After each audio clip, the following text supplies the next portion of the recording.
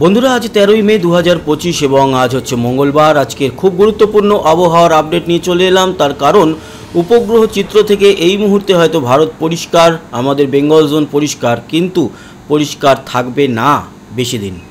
সেই সমস্ত খবর নিয়ে আসবো। তার আগে বলে রাখি, আমাদের বেঙ্গল জোন পরিষ্কার বললাম বটে, তবে ত্রিপুরাতে এই মুহূর্তে মেঘ ও বৃষ্টির দর্শন পাওয়া যাচ্ছে। যদিও আগরতলা সহ আমবাসা এবং অমরপুর এই অঞ্চলগুলো পরিষ্কার, কিন্তু কুমারঘাট, খোয়াই এই অঞ্চলে মেঘ ও বৃষ্টির দর্শন যেরকম পাওয়া যাচ্ছে, সেরকম বেলোনিয়া সহ এদিকে আরও যে দক্ষিণের অঞ্চলগুলো রয়েছে মানে ত্রিপুরার, সেখানে কিন্তু এই মুহূর্তে মেঘ ও বৃষ্টি দেখা যাচ্ছে।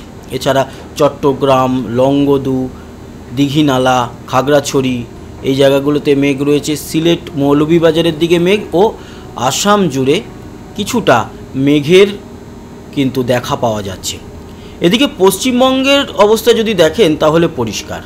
আচ্ছা, গুরুত্বপূর্ণ কেন বললাম, তার কারণ ঘূর্ণিঝড় বা সাইক্লোন শক্তি তৈরি হতে পারে বঙ্গোপসাগরে।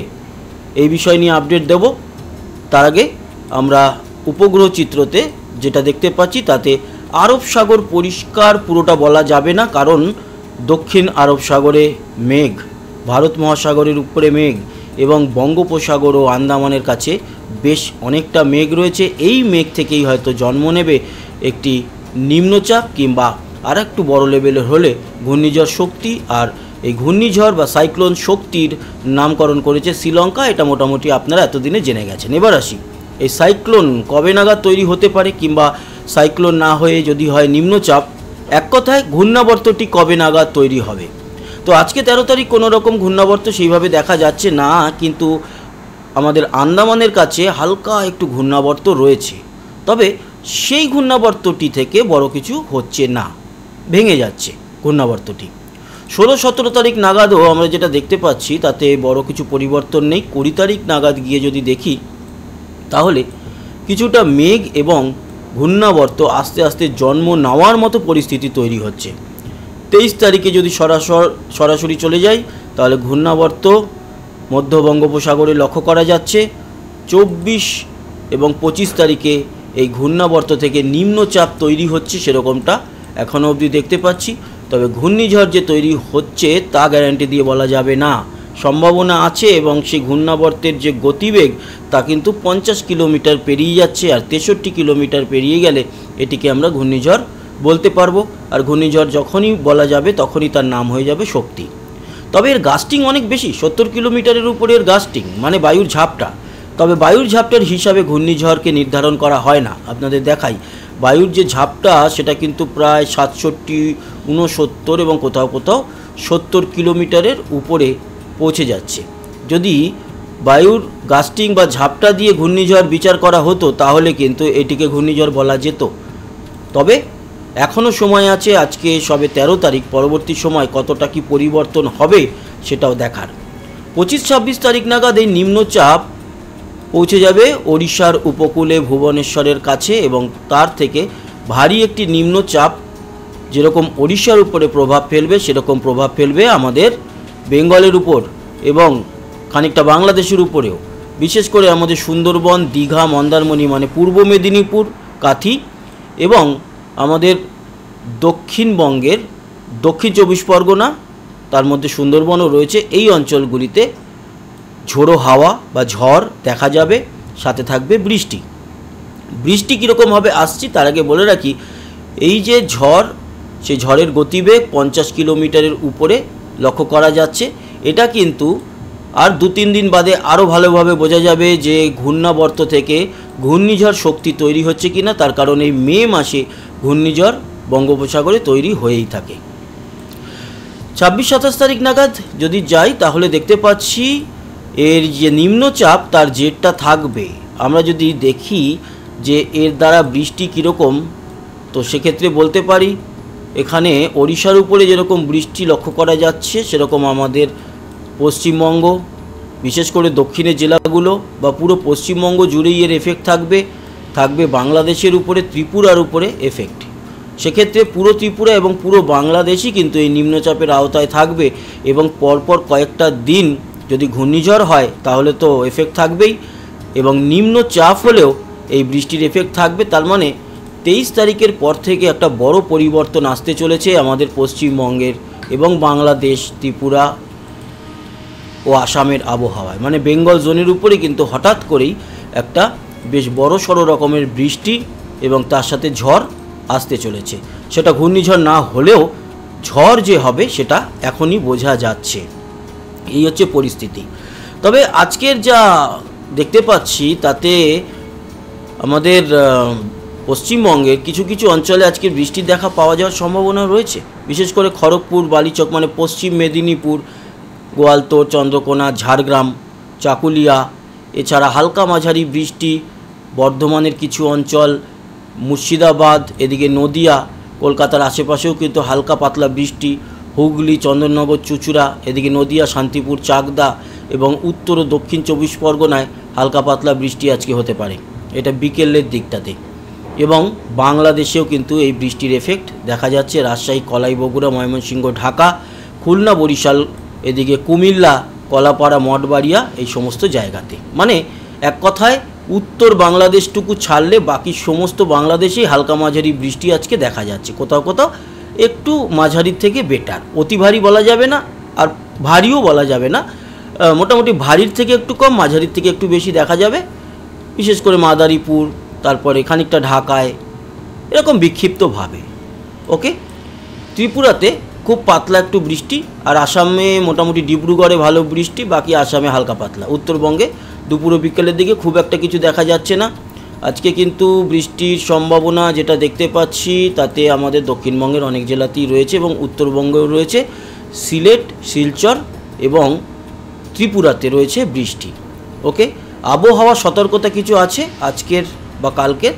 ত্রিপুরাতে রয়েছে, কিন্তু আর কোথাও লক্ষ্য করা গেল না আমাদের, অন্তত বেঙ্গল জোনের মধ্যে। বাকি হয়তো ভারতের অনেক জায়গাতেই থাকতে পারে। মূলত আমাদের যে বেঙ্গল জোন মানে পশ্চিমবঙ্গ, বাংলাদেশ, ত্রিপুরা, আসাম, তার মধ্যে ত্রিপুরাতে কমলা ও কিছু কিছু জায়গায় হলুদ সতর্কতা রয়েছে।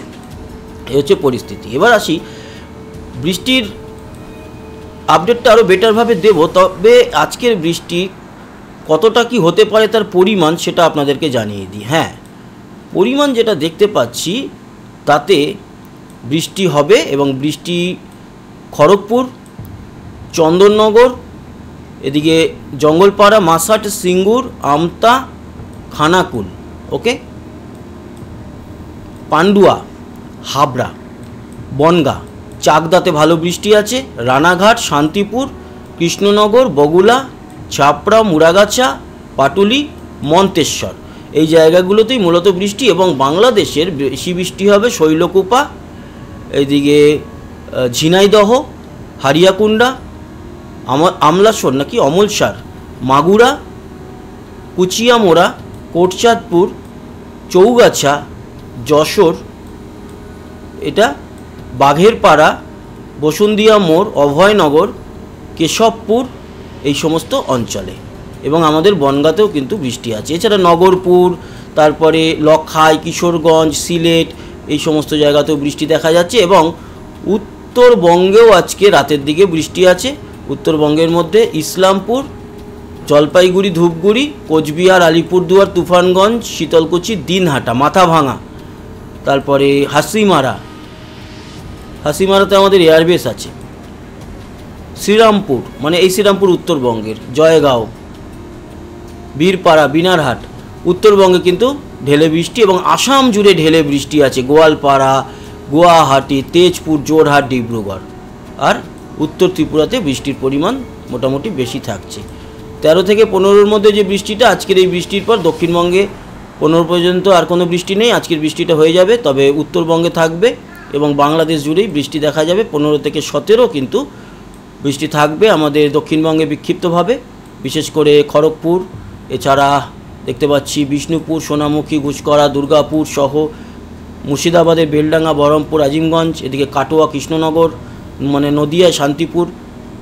আর উত্তরবঙ্গে থাকছে বৃষ্টি, উত্তর বাংলাদেশে থাকছে কলাই, বগুড়া, সিলেটের দিকে বেশি বৃষ্টি। আর আসাম জুড়ে বেশ ভালো বৃষ্টি, 17 থেকে 19-এও কিন্তু বৃষ্টি থাকবে। পরবর্তী সময়ে যে আপডেট দেবো তাতে আরও একদিন করে বেটার আপডেটটাও হবে। যেমন 17 থেকে 19 দক্ষিণবঙ্গের উত্তরের কিছু জেলায় বিশেষ করে বাঁকুড়া পুরুলিয়া, মানে বাঁকুড়া পুরুলিয়া পশ্চিমের জেলা, যাই হোক, দুর্গাপুর, সিউড়ি, বীরভূম, কিছুটা বর্ধমানে বৃষ্টি, উত্তরবঙ্গ, উত্তর বাংলাদেশ, কলাই, বগুড়া, ময়মনসিংহ, সিলেট, আসাম জুড়ে বৃষ্টি, এরকমই কিন্তু পরিস্থিতি চলতে থাকবে। 19 থেকে 21 ফাটিয়ে বৃষ্টি উত্তর বাংলাদেশ, পূর্ব বাংলাদেশ, আসাম, তার মানে বৃষ্টি শুরু হতে চলেছে। আর 23 তারিখ থেকে তো সম্পূর্ণ বদলে যাবে আমাদের বেঙ্গল জোন, প্রতিটা কোনায় কোনায় বৃষ্টি থাকবে 23 থেকে 27-এ, বড় পরিবর্তন আসতে চলেছে। এই হচ্ছে গিয়ে পরিস্থিতি। আচ্ছা, আজকে যে বৃষ্টিটা আছে আপনাদেরকে বললাম, সেই বৃষ্টিটা কি বজ্রবিদ্যুৎ সহ বৃষ্টি? হ্যাঁ, বিদ্যুৎ তো চমকাবে, বজ্রবিদ্যুৎ সহ বৃষ্টি দেখা যাচ্ছে। আর একটা জিনিস দেখব, এই বৃষ্টির আগে পরে হাওয়া কীরকম। ঝোড়ো হাওয়া থাকবে কলকাতার আশেপাশের জেলাগুলোতে, হাওড়া, হুগলি এবং পূর্ব পশ্চিম মেদিনীপুরে হাওয়া চলবে, ঝোড়ো হাওয়া, এবং গতিবেগ থাকবে প্রায় 25 থেকে 30 কিলোমিটারের মতো। তার মানে হালকা ঝড় এবং বৃষ্টি আমরা আজকে অনুভূত করতে পারবো। দক্ষিণের যেই জায়গাগুলোতে আমরা লক্ষ্য করলাম আপনাদের জানালাম। তাপমাত্রা, আজকে তাপমাত্রা ঊর্ধ্বগামী নাকি নিম্নগামী দেখতে হবে। এই মুহূর্তে তাপমাত্রা 36 এবং কলকাতায়, বাকি মোটামুটি খড়গপুরে 30, যেহেতু মেঘ প্রবেশ করছে খানিকক্ষণের মধ্যে, তাই খড়গপুর 30, বাকি বীরভূমের দিকটায় কিন্তু 39-40, ওই দিকটাতে গরম বেশি। মুর্শিদাবাদে মোটামুটি 34 থেকে 37-এর মধ্যে, উত্তর ও দক্ষিণ 24 পরগনায়ও 35-36-এর মতো, বর্ধমানেও কিন্তু 36-এর মতো। এই হচ্ছে তাপমাত্রা। উত্তরবঙ্গে অবশ্য কম, উত্তরবঙ্গে 29-30, বাংলাদেশ জুড়ে 30-31-এর মধ্যে আজকে তাপমাত্রা। বাংলাদেশে ত্রিপুরাতে 28 থেকে 32, শিলচর 31 এবং আসাম জুড়ে 28 থেকে 31-এর মধ্যে তাপমাত্রা। খানিকক্ষণ বাদে এই তাপমাত্রার উপর একটা হেরফের আসবে, এক ধাক্কায় কলকাতায় 32 হয়ে যাবে বিকেল 4-5টার পর। কেন? তার কারণ এমনিতে তো একটু কমে তখন গিয়ে তাপমাত্রা, তবে আরও যেটা বড় কারণ, এই যে শান্তিপুর সহ চন্দননগর, হাওড়া, হুগলির দিকে বৃষ্টি, তার জন্য হালকা যে ঠান্ডা হাওয়াটা আসবে, তার জেরেই এক ধাক্কায় কলকাতার সহ দক্ষিণের সব জেলারই তাপমাত্রা কমে যাবে। এবং বাংলাদেশেও কিন্তু আজকে ঠিকঠাক তাপমাত্রা। কালকে যদি আমরা দেখি তাহলে কালকে তাপমাত্রা বাড়বে, 39-40 পৌঁছে যাবে আমাদের কলকাতা, সব জায়গাতেই কিন্তু কিছুটা করে বাড়বে তাপমাত্রা। এরকম কয়েকটা দিন চলবে, 16-17-র দিকেও কিন্তু তাই দেখতে পাচ্ছি। 18 তারিখ নাগাদও গিয়ে তাপমাত্রা 38 থেকে 19 তারিখে গিয়ে হঠাৎ করে এক ধাক্কায় 29 দুপুরবেলায়। তার মানে 18-19-এর দিকে গিয়ে বৃষ্টি আসবে এবং তারপরে গিয়ে আরও পরিবর্তন, কারণ তখন ঝড় বৃষ্টির সম্ভাবনা এবং ঘূর্ণিঝড় হওয়ারও সম্ভাবনা আমরা দেখতে পাচ্ছি। তো বন্ধুরা, এই ছিল আজকের খুব গুরুত্বপূর্ণ আপডেট। আশা করি এই আপডেট আপনাদের কাজে লেগেছে। সবাই ভালো থাকবেন, সুস্থ থাকবেন, আবার দেখা হবে। টাটা।